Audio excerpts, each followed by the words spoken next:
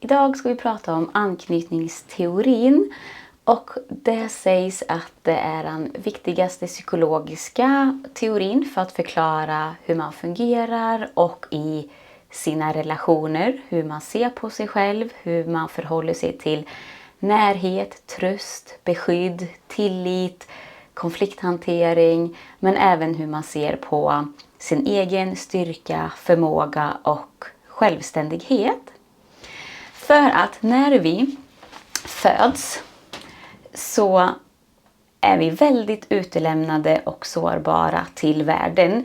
Vi är i behov av att någon annan tar hand om oss, håller oss levande, ger oss mat, trygghet, ett hus, ett hem och kärlek och värme, och som svarar an på våra signaler och behov. För annars överlever inte vi. Så beroende på hur föräldrarna svarar an på barnets signaler så kommer barnet att börja anpassa sig och utveckla olika strategier som då sen blir ett anknytningsmönster. Som barnet lär sig att så här behöver jag vara för att få så mycket trygghet och kärlek som möjligt. Så lär sig barnet tidigt att när jag visar mina behov så får jag dem tillgodosedda, så lär de sig att det är okej. Lär sig barn att men det är inte okej att jag blir ledsen eller visar mina behov, så kommer barnet att hålla inne det och försöka anpassa sig för att inte vara jobbiga och att få så mycket närhet av sina anknytningspersoner som möjligt. Så anknytningspersonerna, det är de som tar hand om barnet, alltså barnets omsorgsgivare, vilket oftast är föräldrarna. Men det kan även vara om man är adoptivföräldrar, familjehem. Det kan även vara andra viktiga personer som mor, farföräldrar, vänner, grannar eller andra viktiga vuxna som finns i barnets omsorg som blir anknytningspersoner. Och det sägs att redan vid 1 års ålder så är anknytningsmönstret format. Så att de viktigaste åren är i början, men det går alltid att ändra. Det kommer vi komma in på senare, men det viktigaste är det första året i barnets levnadsår. Det är då de börjar lära sig, är världen trygg, otrygg? Är det okej att visa mina behov? Är det inte okej? Orkar andra med mig när jag visar mina behov? Är det okej att gråta? Är det okej att bli arg, ledsen? Är relationer trygga eller otrygga? Så det här lär sig barn väldigt snabbt för att kunna, som sagt, anpassa sig för att få så mycket närhet som möjligt. Så att barn, det är ett biologiskt behov som alla föds med, att ha en instinkt i att göra så att man får så mycket närhet som möjligt. För som sagt, annars så kommer man inte överleva som så liten. Och barnet kommer knyta an till de personer som tar hand om det. Oavsett om de är bra eller dåliga, så kommer barnet att utveckla olika strategier för att få så mycket närhet och kärlek som möjligt. Och i anknytningsteorin så kollar man ofta på 2 olika saker. Det ena är hur barnet söker tröst och beskydd när det är ledset eller skrämt. Eller har känslor som den behöver få hjälp med att hantera. Och det ena är hur barnet också är i utforskandet och lärandet. Barn som är väldigt trygga kan också fokusera på att utforska och lära sig saker. Barn som inte är så trygga, som måste hela tiden ha koll på annat, som lever med stress, har mycket svårare att koncentrera sig på att lära sig, att utforska världen, sådana saker. Så hur vårt anknytningsmönster formas som liten kommer påverka hur vi ser på oss själva, världen och andra när vi blir äldre. Och det kan visa sig hur vi förhåller oss till vänskapsrelationer, men framförallt i nära, intima kärleksrelationer. Och det kommer att visa sig hur man känner kring närhet, tillit och hur man löser konflikter. Så det kommer vi gå in på, och även vilka olika anknytningsmönster som finns. Så beroende på hur föräldern svarar an på barnets signaler så kommer barnet att utveckla olika strategier, alltså ett anknytningsmönster som gör att han kan få veta hur han ska bete sig och anpassa sig för att ha sin förälder så nära som möjligt. Så det finns trygg anknytning och det finns otrygg anknytning som är uppdelad i 3 olika kategorier. Så trygg anknytning, de här barnen känner att de är älskvärda. De känner att det är viktigt att visa mina behov, att när jag ber om hjälp så kommer jag få hjälp. När jag ber om tröst eller beskydd så kommer jag få det. Men det är också säkert för mig att utforska. Så de här barnen vågar visa sina känslor och behov. De vågar att utforska, leka och lära sig saker. Och de är trygga och känner sig bekväma med både närhet men också kan vara väldigt självständiga. Sen har vi de som är i otrygg anknytning där föräldrarna inte har kunnat mentalisera eller spegla barnets signaler och behov och kunnat ge dem det de behöver. Då har de barnen behövt utveckla andra strategier. Så otrygg undvikande. Dessa barn har lärt sig att jag behöver klara mig själv. Så de här barnen verkar väldigt självständiga. De är väldigt duktiga på att utforska, leka, klara sig själv. De vänder sig inte till föräldrar när de kanske blir ledsna eller rädda, utan de har lärt sig att mina föräldrar klarar inte av det, de blir arga eller kan inte bemöta mig i detta eller blir osäkra eller inte vet hur de ska göra. Därför måste jag hålla inne mina känslor och klara mig själv. Det kan ju vara sådana föräldrar som kanske säger men sluta gråt nu eller skärp dig och sådana saker. Så lär sig barnen att det är inte okej att uttrycka mina känslor och behov. Så de här barnen har mer fokus på det utforskande och känner att jag klarar mig själv. Jag fokuserar på att göra andra saker för mig själv istället. Sen har vi barn med otrygg, ambivalent anknytning. Och det är de här barnen som är väldigt klängiga. Jag gillar egentligen inte det ordet, men som behöver väldigt mycket bekräftelse, närhet och som känner att de alltid behöver sin anknytningsperson nära. Så att de här är oftast väldigt svårtröstliga och har väldigt mycket fokus på vad föräldern är och sånt snarare än att utforska.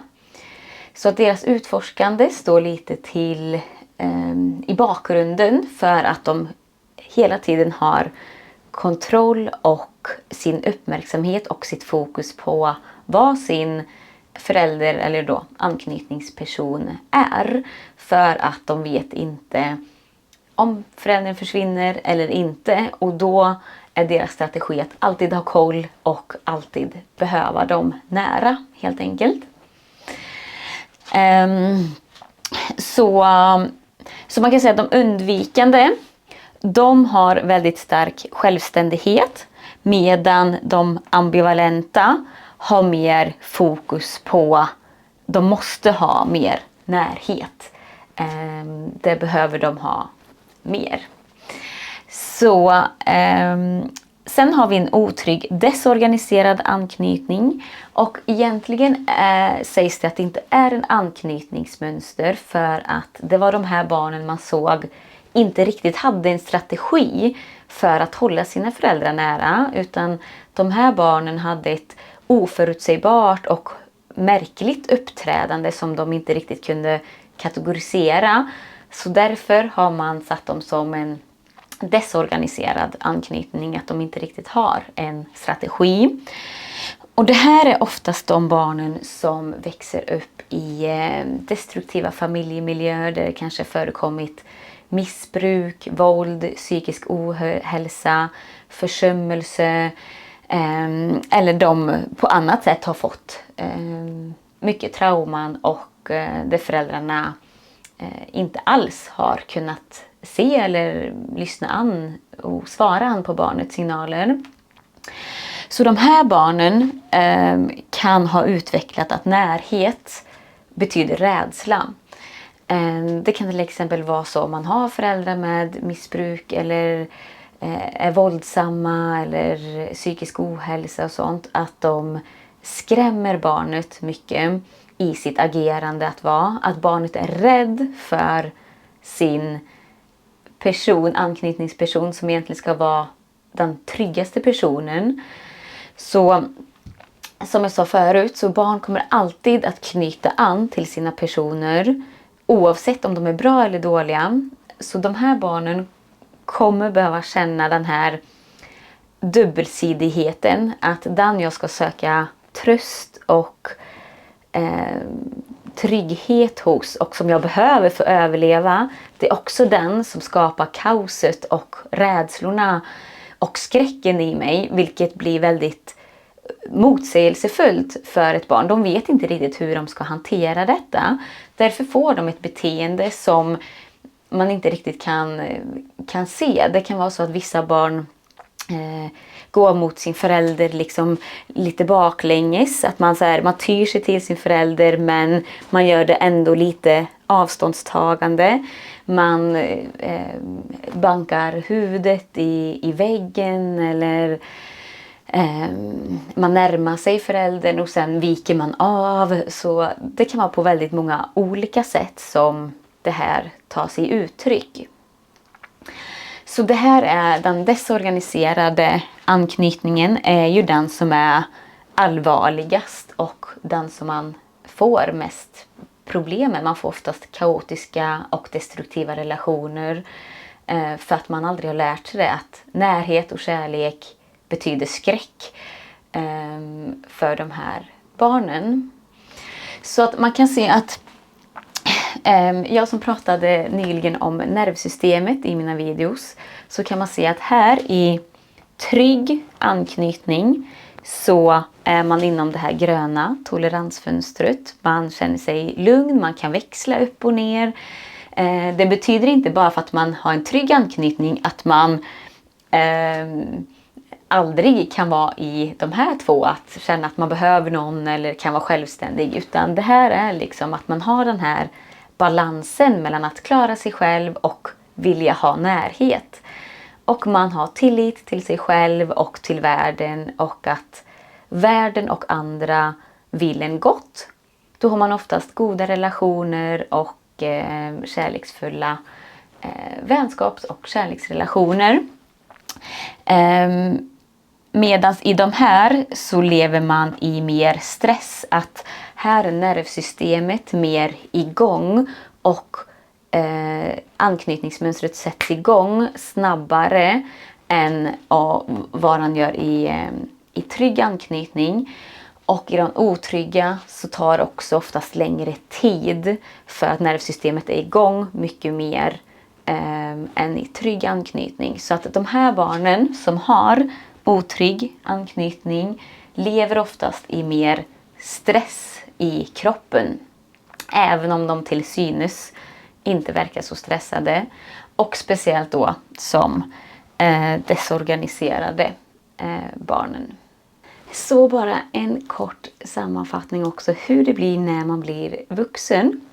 Så trygg anknytning, så har man oftast goda, nära vänskapsrelationer och kärleksrelationer där man som sagt kan ha sin självständighet, man är trygg i sig själv, man litar på den andra partner, man kan prata om konflikter och känslor och behov på ett sunt sätt helt enkelt. Så man har en bra balans mellan närhet och självständighet.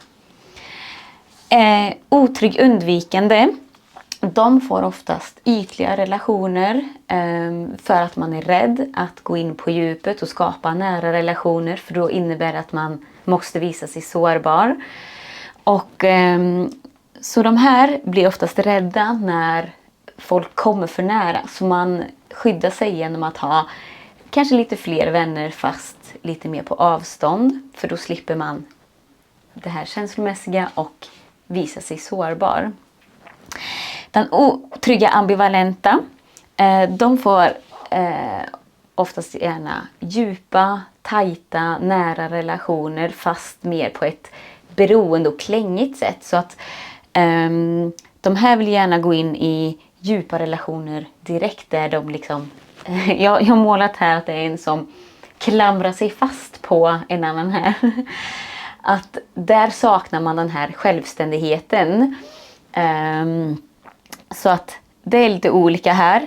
Den undvikande är mer självständig och den ambivalenta mer klänger sig fast på den andra för att man inte tror att man klarar sig själv. Och den otrygga desorganiserade, det är oftast sådana som sagt inte har lärt sig vad närhet och kärlek är. Och man vill ha det men man också är väldigt rädd för det. Och det är oftast då man hamnar i destruktiva och sunda relationer. Man drar sig till det man är van vid. Kanske andra partners som har missbruk, utövar våld på dem, försummelse eller psykisk ohälsa. Eller man bråkar väldigt mycket, det är väldigt konfliktartat, väldigt dramatiskt, kaotiskt och man kan sällan hålla relationer nära, oavsett om det är vänskapsrelationer eller kärleksrelationer, att man inte kan ha långvariga relationer utan de oftast går sönder. Så jag kommer att gå in på de specifika olika anknytningarna ännu mer i separata videos. Så vill du se mer av det och inte riskera att missa det, så kan man prenumerera och även som sagt så finns det någon liten larmklocka som man kan klicka på, så får man en notis när det läggs upp. Så detta är som sagt bara en liten överskådlig beskrivning. Det är så mycket mer och komplext som jag ska försöka göra klart och tydligt. Så tack för att ni tittade, så ses vi.